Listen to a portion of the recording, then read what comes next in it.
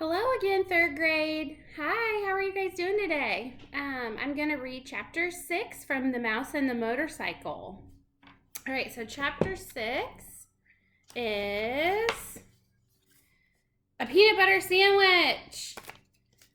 I told you to be careful, scolded Keith when his parents had gone to dress and Ralph had crawled down his arm into his hand. It wasn't my fault the door blew shut. Ralph jumped from the hand to the bedspread. Though Keith was a friendly boy, even a generous one, Ralph still did not like the feel of skin against his paws.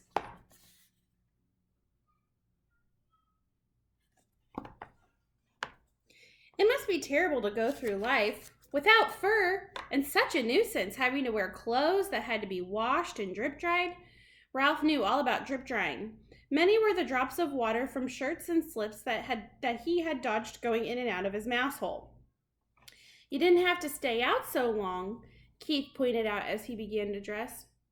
What's the use of having a motorcycle if you can't go tearing around staying out late? Ralph asked reasonably.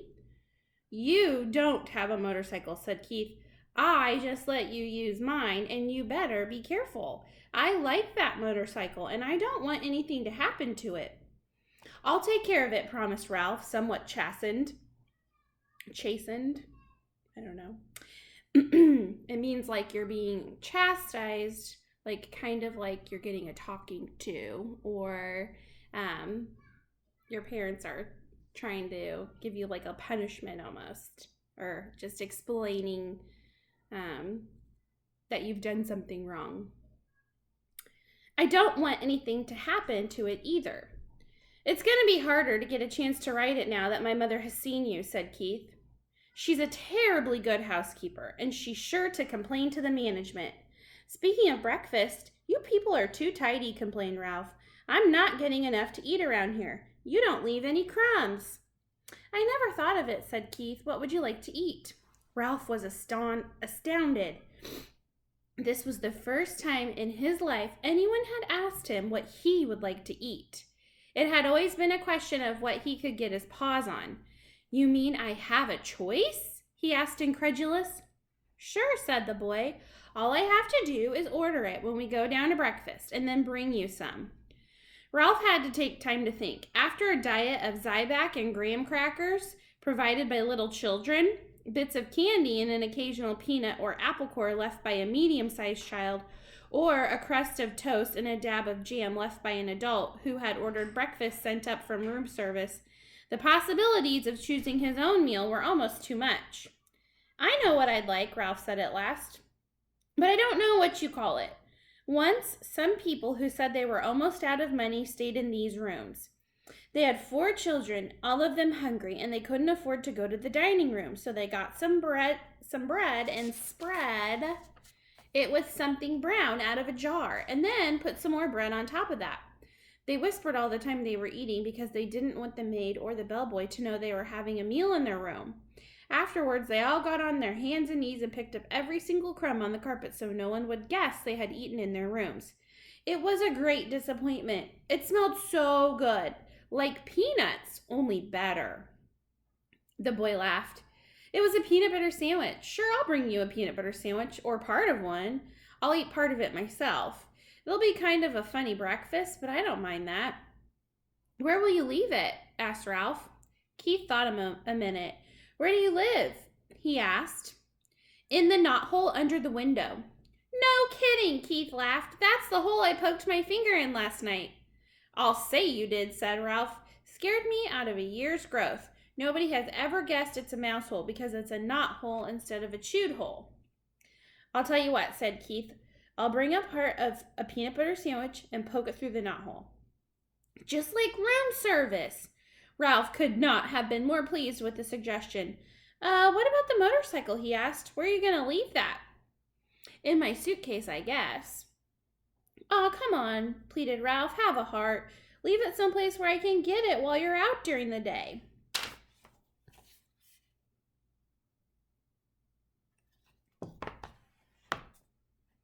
You're supposed to be in your mouse hole asleep, not riding around in the daylight where people can see you.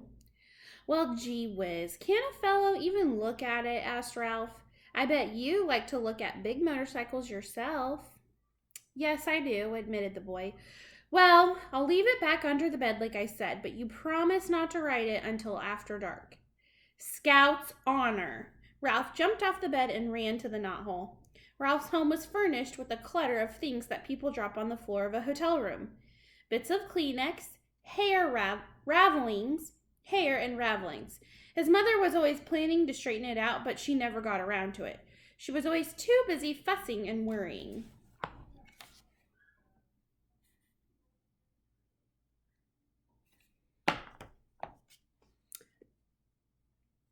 Now, as Ralph expected, she was dividing rye crisp crumbs among his squeaky bunch of little brothers and sisters while she waited to scold him. Ralph, if I have told you once, I have told you 1,000 times, she began. Guess what? Interrupted Ralph in an attempt to change the subject. Somebody in 215 is going to bring us a real peanut butter sandwich. Ralph, cried his frightened mother. You haven't been associating with people? Aw, he's just a boy, said Ralph, deciding to keep the complete story of the dangers and the glories of the past night to himself. He wouldn't hurt us. He likes mice. But he's a person, said his mother. That doesn't mean he has to be bad, said Ralph. Just like Pop used to say, people shouldn't say all mice are timid just because some mice are, or that all mice play when the cat's away just because some do. Just the same, Ralph, said his mother, I do wish you would be more careful whom you associate with. I'm so afraid you'll fall in with the wrong sort of friends. I'm growing up, said Ralph. I'm getting too old to hang around a mouse nest all the time. I want to go out and see the world. I want to go down on the ground floor and see the kitchen and the dining room and the storeroom and the garbage cans out back. Oh, Ralph, cried his mother. Not the ground floor. Not all the way down there. You aren't old enough. Yes, I am, said Ralph stoutly. There's no telling what you might run into down there. Mouse traps, cats, poison. Why, out by the garbage cans, you might even be seen by an owl. I don't care, said Ralph. Someday, I'm going downstairs. But think of the owls, Ralph, implored his mother. We moved into this hotel because of the owls. It was after your Uncle Leroy disappeared, and his bones were found in an owl pellet. The mother mouse's plea was interrupted by the sound of Keith returning to room 215. Now you'll see, said Ralph to his mother, and waited, anxious lest his friend let him down. Sure enough, Keith came to the knothole. Psst, he whispered. Here it is. The waitress thought I was crazy ordering a peanut butter sandwich along with my cornflakes for breakfast, but here it is. He stuffed half a sandwich, a bit at a time, into the hole where Ralph seized the pieces and pulled them all the way through. Listen, we're going to be gone most of the day. The dining room is packing us a picnic lunch, and we're going to drive along some of the back roads and visit some old mining towns. Thanks a lot, Ralph managed to say with his mouth watering. Have fun! See you tonight, said Keith. Have a good day's sleep. Ralph's mother could not help being impressed by the sight of that peanut butter sandwich. Just like room service, she marveled. Why, it's a peanut butter and jelly sandwich, and it even has butter in it. I told you he would bring it. Ralph could not help boasting, even though his mouth was full. After sharing his feast with his squeaky little brothers and sisters, all of whom had trouble with peanut butter sticking to their teeth, Ralph curled up on a heap of shredded Kleenex and took a good long nap.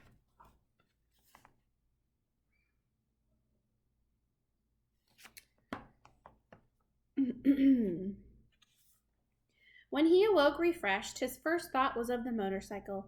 He wondered if Keith really had remembered to leave it under the bed. He yawned and stretched and left by way of the knothole. Room 215 was just as Ralph had last seen it. The bed had not been made, and there were no fresh towels by the wash basin. Ralph ducked under the sheets and blankets that had tumbled off one side of the bed, and there, in the dim light, he caught the gleam of chromium exhaust pipes. Keith had trusted him after all. He walked across the carpet and took hold of the hand grips once more. They felt just right in his paws, and he longed to be off speeding around the threadbare spots on the carpet. But a promise was a promise. Keith had kept his promise about the peanut butter sandwich. Ralph would keep his, and not about not riding the motorcycle in the daytime. He tried to satisfy himself by walking around the motorcycle in the dim light under the bed, admiring all over again the sleek design of the machine. Ralph was lost in admiration and daydreams of speed and power when suddenly the door opened and the maid entered. It was too late to make a dash for the mouse hole. The maid stripped the blankets and sheets from the beds, shedding unwelcome light on Ralph and the motorcycle. Her feet in white sneakers moved lightly as she gathered up sheets and pillowcases and towels and dropped them with a soft plop beside the open door. The next thing Ralph knew, he was hearing familiar and dreaded footsteps coming down the hall, steps he had learned to fear when he was a tiny mouse. It was the head housekeeper, the woman who was in charge of all the maids in the hotel. He recognized her steps, and he recognized her shoes. Stout, sensible black Oxfords.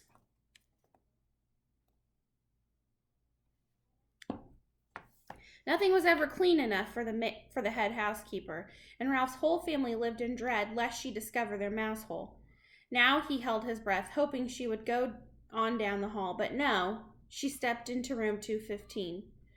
"Good morning, Marjorie," the housekeeper spoke crisply to the maid. "Be sure you clean 215 and 216 very thoroughly this morning. There has been a complaint from the guests. They suspect mice." "Yes, ma'am," said the maid. "Look behind all the drawers," continued the housekeeper, "and in the corners of the closets. Please report any evidence of mice, and be sure you vacuum under the beds. You have been getting careless lately." With that, she walked briskly down the hall. "Old grouch," muttered the maid, as she reached into the hall for something that produced a sound that struck terror in Ralph's heart. It was the clang of a vacuum cleaner attachments banging together. All right, that's it. It's really nice outside, so make sure you get outside and play. Our family's about to go for a long walk, and the girls are going to ride their bikes. And I'll see you at 3 o'clock today on Zoom. Bye. Love you guys.